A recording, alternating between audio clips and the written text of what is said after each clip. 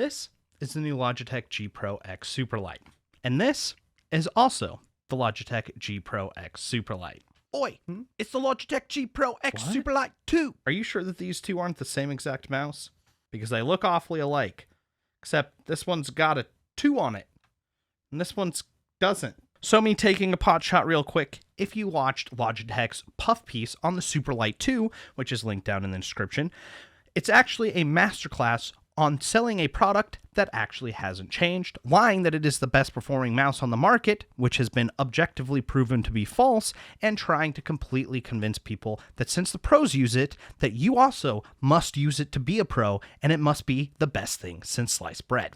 You may also be thinking to yourself, so what if the shape is the same?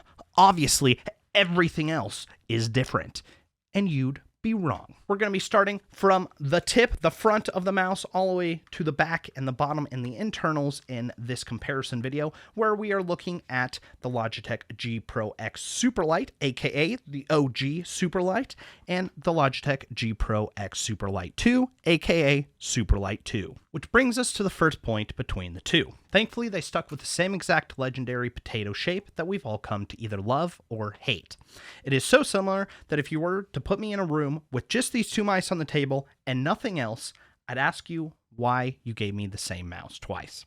Technically, the scroll wheel is the same logo, and the Superlight on the side is also the same, except it's in a lighter gray/white, which, as you know, means that it's going next level, as those imperceptible color changes are game-changing. The only real difference is actually right here on the bottom of the mouse, where they've gone from a glossy edge to a matte edge. Very nice.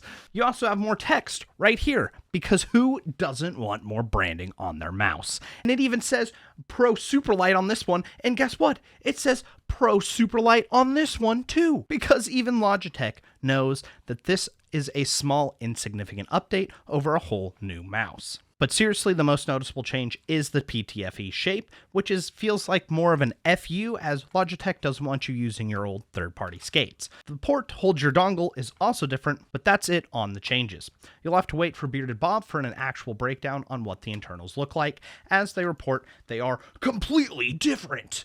Time will tell if this was yet another lie in the marketing or not. Next up, we've got the port. The OG Superlight had the bane of my existence, oh how I've hated you, the micro USB. He was like a villain that kept coming back season to season, along with the lightning cable from Apple, but that's a whole nother subject. But thankfully, one of those has been now defeated, as the Superlight 2 now has the glorious and beautiful USB-C. But there is a little less reinforcement, which means when plugging in, it does wiggle a little bit more than the original that had some more reinforcement. But not to the point that I'd be concerned.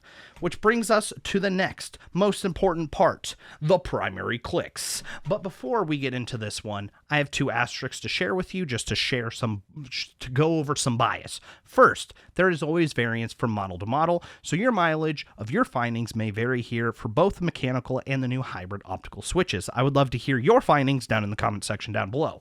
Second, my personal preference is optical switches, as I find them to perform better, be more reliable, and feel essentially the same.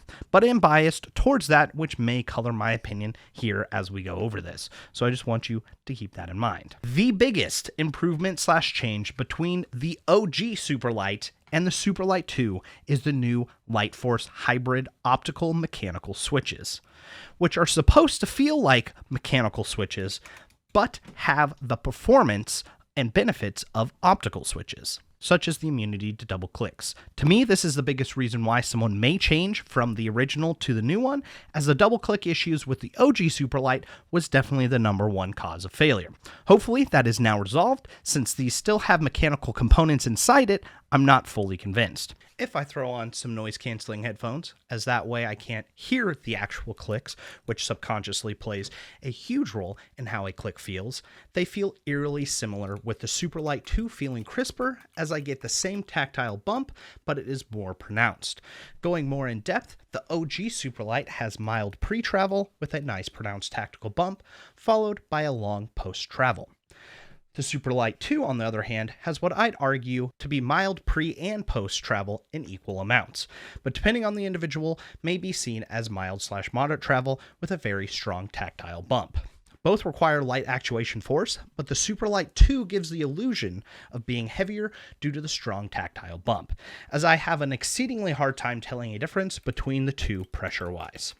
The only difference is if you aren't hitting the center or front of the switch, near the back here, it is easier to press the OG over the second or over the Superlight 2. Taking the noise canceling headphones off, the OG Superlight has a higher pitched click, where the Superlight 2 is deeper, but about twice as loud.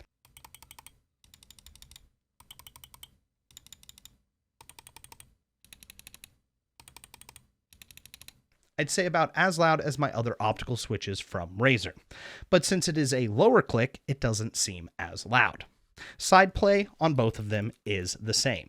Overall, I was concerned about how these were going to feel, as one of the biggest reasons why I love the OG Superlight is the click feel, as nothing else really compares. And I'm glad to say that I think the Superlight 2, while different, is very satisfying, and I would absolutely take the Superlight 2 clicks 10 out of 10 times. Moving on to the scroll wheel. This is one of the biggest areas of change. My OG Superlight has a very tight scroll wheel, and by that I mean it has moderate pressure to actually get scrolling, very defined steps, and makes a ton of noise when going up or down. The Superlight 2, on the other hand, has mild pressure to get moving, less defined steps, and is quieter going up and down. But they are both kind of noisy.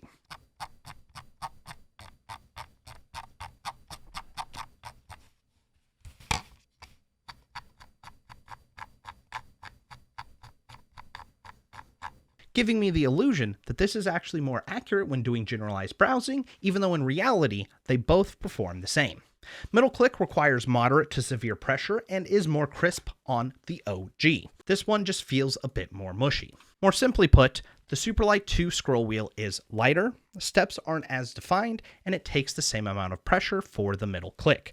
But that click is quieter and feels more mushier. Why didn't he just say that in the first place? Moving on to the glorious side buttons, they feel exactly the same.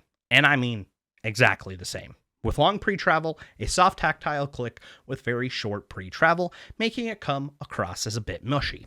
If I'm splitting hairs, I'd argue the OG Superlight has moderate post-travel, making them feel a smidge worse because they actually depress more into the shell itself. Whereas with the Superlight 2, they don't depress as far in. Personally, I don't find them to be all that bad, as they are in a comfortable position, making them easy to press while gaming. So that's definitely a swing and a miss. But props to Logitech for the serious consistency here of they're literally like the same. They're so similar. Moving on to the sensor, which is the second biggest difference. The Hero 2 sensor, mainly because it has unlocked 2000 Hz polling, adjustable liftoff distance, and some other nerdy stuff that I won't get into because you really don't care. Essentially, they've gone from 25,600 DPI to 32,000 DPI and 400 to 500 IPS, and that's as technical as I'm gonna get. I think the lack of improvement here is likely because Logitech does their sensor in-house now instead of working with PixArt, who has a lot more experience and expertise, so I think that's why we didn't see as big of a bump, which isn't to say that this guy isn't impressive. I'm a small channel, so I don't have anything to objectively test this, but from my subjective point of view in testing, at 2000 Hz with optical switches enabled, my scores and aim labs were essentially the same.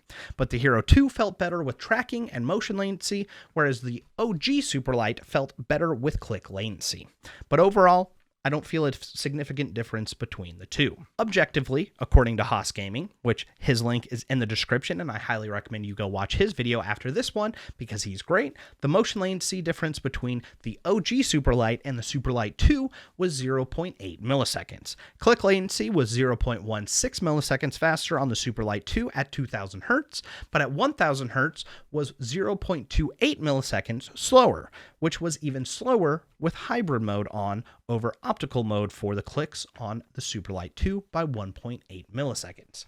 But he needed to hear back from them as he wasn't fully sure that his results were accurate from what he was getting with the firmware that he had. The next thing is that you're getting adjustable liftoff distance now, where with the OG Superlight, it was just low, and a lot of people complained about that, where now you can switch between low, medium, and high. Additionally, more DPI, that is more finite in how adjustable it is, as you can now go from DPI increments of 10 instead of 50.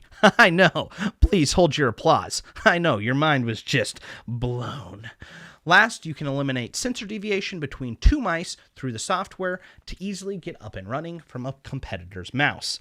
I see this more of a gimmick, but makes A to B testing and switching a lot easier as you have to acclimate a lot less. So I do tip my hat for that. Moving on to battery life, the OG Superlight is rated at 70 hours. The Superlight 2 is rated at 95 hours, which means you can game non-stop for nearly a month straight, which is actually insane if you think about it. I haven't had enough time to actually test this fully as it released on the 5th, and I'm recording this on the 9th, and I think I got this like 2 days ago, 1 day ago, and since I don't have control of the time continuum, I can't manipulate time, but trust me, I'm as disappointed about that as you are. See the pinned comment down below if you're viewing this in the future, where I may update with my findings, but I'll probably forget to do that if I'm being completely honest. I think they will be essentially a wash, as 1, optical switches use more power than mechanical switches, and 2, 2000 Hz uses a lot more energy than 1000 Hz. According to Logitech G Hub, I have about 51 hours on the Superlight 2 at 2000 Hz and with optical mode enabled, whereas I have 72 hours with the OG Superlight if I switch the Superlight 2 to hybrid mode switches, and 1000 Hz I get the rated 95 hours, at least software-wise. I don't know how accurate that is, making it highly dependent on how you use your mouse. Regardless, both of these are in the excellent category, and it shouldn't be an issue if you can remember to plug in your mouse overnight or while doing something else once a week. For example, plug it in during lunch for an hour while you're off doing your own thing. Moving on to the coating, thankfully the legendary coating is the same. My OG Superlight was one of the first models that were released, so it is a little bit worn down, whereas the new one is, well, new, so of course it feels a little bit better, but if I go to a spot that I don't touch very often, it feels the same. I have a pink one coming as well that I haven't tried, obviously, because it's not here, so check the pinned comment if that feels any different than the black variant, because I was personally curious on do the colored variants feel any different. I don't know. Moving on to the PTFE Feet. I'm not sure what Logitech was thinking here, as I've never heard anyone say anything good about the stock PTFE Feet, yet they are essentially unchanged. Again, slightly lighter in color, but the same thickness, but with slightly different shape. Where it comes out to the edge more on the bottom here, I think the thought process behind that was it being closer to the edge, it makes it less scratchy when moving horizontally, which is true, in my finding at least, when I compare them side to side, but otherwise they feel exactly the same. The only other reason why they might not have changed the PTFE is the liftoff distance. The OG was extremely low, which pretty much the moment it came off the mat, it would stop tracking and vice versa, which allows your cursor to move a lot less, which helps your aim be more consistent, which is why I jokingly jeer at those who prefer a higher liftoff distance, as every time you lift up and put down your mouse, your cursor moves around more, so you need to micro adjust to get it back to center. Where with a lower liftoff distance, instead, you just pick it up and you let it down, and your cursor is going to move a little bit, of course, but it's going to be essentially unchanged, and that's why I think lower liftoff distance is superior. Also, looking at most of my other mice that I have, I would say that the thickness of the PTFE is actually pretty much the same, and it's not thinner, but it appears to be thinner because they have it sitting in trays. Moving on to the weight, their marketing says the OG Superlight is 63 grams, while the Superlight 2 is 60 grams. On my scale, without the puck installed, I got 59 grams for the OG and 57 for the Superlight 2. With the same puck, I got 60 grams for the OG and 59 for the Superlight 2. The puck itself, whether plastic or the PTFE one, weigh less than a gram. So the weight overall, no matter the configuration, is essentially the same. Now, if only my own weight was as consistent. Balancing on the Superlight 2 is superior, where if I mix them up and I have no idea which one is which, I can easily tell that this one is the Superlight 2 because of the better balancing, and it reminds me a lot of the Viper V2 in that regard. So, well done, Logitech, on improving on that, because I do think that that's actually a bigger difference than you might think upon first trying it. Moving on to the build quality, it appears to be the same. Since I'm like super buff and strong, I can get some creaking on both of them when squeezing the sides and especially on the bottom, to the point that I'm afraid to go all out, much less go with both my hands. As I can just envision my thumb busting through the sidewall and my $160 going up in flames. While I don't think that would actually happen, I'm not willing to try, as that amount of force isn't reasonable during normal use, as just FYI, if you're trying to choke your mouse out while playing, you're definitely doing it wrong. I also experienced no shaking in either one of them, and the on-off button is the same, along with the little LED right there. Moving on to the dongle itself, it's about 2 times bigger, which is what you wish your bank account said after purchasing one or the other one of these mice, but that's not the case. This unlocks 2000 Hz polling and theoretically allows for a more stable connection.